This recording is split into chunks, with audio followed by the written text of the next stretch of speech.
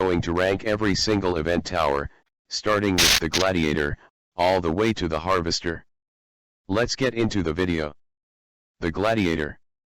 The Gladiator is a serious molten speedrunner and can be used to even kill Gravedigger on easy mode. A very simple tower that was obtained during TDS's first event ever in 2019. It was not very good at first, but since the 2020 overhaul, Gladiator has been a loved tower ever since. When 2023 rolled around, however, Gladiator was simply just forgotten, and it was only good at speed running. Its short range isn't very helpful and the DPS does not make up for it, so I'm going to have to put it in B tier. The Commando. The Commando was the second event tower for TDS, and was obtained during the Area 51 event, which was the only event with a boss that could kill you towers. Yes, I said that correct. The tower was great at first, but after the 2020 overhaul, it fell off harder than every TikTok related meme. The Commando has just a tad bit more DPS than the Hunter, but you could do better with starter towers than this tower, and it doesn't have hidden detection, lead, or flying. I'm putting this in D tier. The Slasher aka Shredder. The Shredder was obtained during the 2019 Halloween event and was very good. It had an ability which could boost the fire rate of his original DPS and could potentially make him a tank killer. But again, the 2020 overhaul made him worse, but he was unique. His name was now the Slasher and could throw his knife if an enemy got far out of the Slasher's range, but it was still very bad. But the Slasher was recently reworked and made it significantly better than before with a little over 250 DPS. Although it got his knife throw removed, it now has a bleed effect, so when Slasher stops attacking, let's say a slow boss, the bleed effect will do damage, and the stack could go up to x30. The Slasher is going to have to go in a tier, simply one of the best melee towers in TDS ever. Spooky CJ said the Frost Blaster. The Frost Blaster was obtained during the Christmas 2019 event, which came with another tower, but we will get to that later. The Frost Blaster was just a freezer that did damage, so it wasn't very good. However, in 2023 Christmas event, the Frost Blaster was reworked, and made it significantly better. It can pierce, do way more damage, and be a potential hardcore mode tower.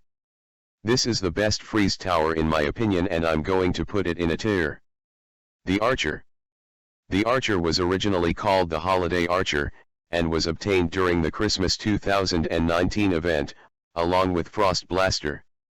The Holiday Archer was the best, and I mean best tower for old Fallen mode, and it was really only used in the early game of Fallen mode.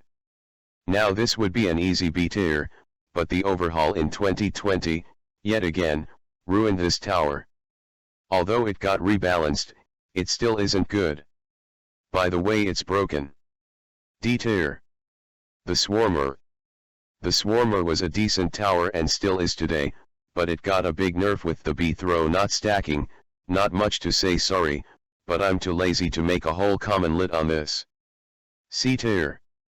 Toxic Gunner. The Toxic Gunner is one of the best slowing towers in the game. It has a full minigun, so it's like a worse minigunner, but it slows down. It has okay DPS, and I could find myself using this tower a lot. S tier. Sledger. The Sledger. It sucks. It used to be so damn good when it released, but they had to add a chill effect and then make the enemies freeze, which is just stupid, and now, it's just the worst melee tower in the game. F tier. Executioner. The Executioner is a really good tower and very unique, kind of like Slasher's old throwing ability. It throws an axe that boomerangs back to him. The Executioner is actually broken. When it throws its axe towards an enemy right in front of him, it does like 600 DPS. That's insane. But without this glitch it would be a B tier, but for now, a tier. Elf Camp. The Elf Camp Tower is a summoning tower, spawning in elves, ripped elves, snowball elves, and flying elves.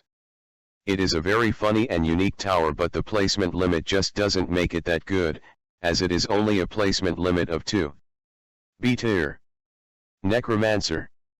The Necromancer could be obtained in the 2023 Halloween event, but for 1,800 gems. At first, everyone thought it was an easy S tier. But then Elite Elite made a video on why it sucked and needed a rework. And it did, and it was fixed. When an Executioner skeleton hit a breaker, it would instantly die, but then the devs patched this bug and made the tower significantly better. B tier. Jester. The Jester was one of the best stalling towers, with its confusion and ice bombs. This tower was broken, it could literally turn bosses around with the confusion bombs. But then this bug was patched and Jester wasn't that great anymore. But it still holds a place in everyone's heart, and will never be forgotten as the most OP tower ever. But I'm going to put this in B tier. Cryomancer.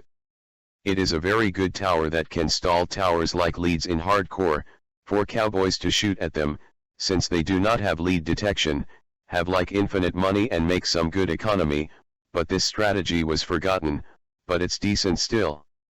A tier. Okay.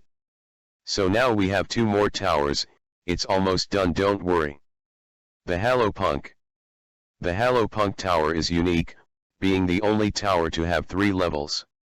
However, it sucks. It has terrible DPS with a placement limit of 12, doing less than 1 max accelerator. This is just a Rocketeer ripoff that can knock back and leave a fire. And honestly, this should have been just a skin. F tier. Harvester. The Harvester is the best event tower and most fun tower to use. It has a good DPS amount, a thorn summoning ability. Don't forget about the Nature's Bond. When farms are placed close to the path, it creates longer thorns, and the thorns slow and damage. S tier.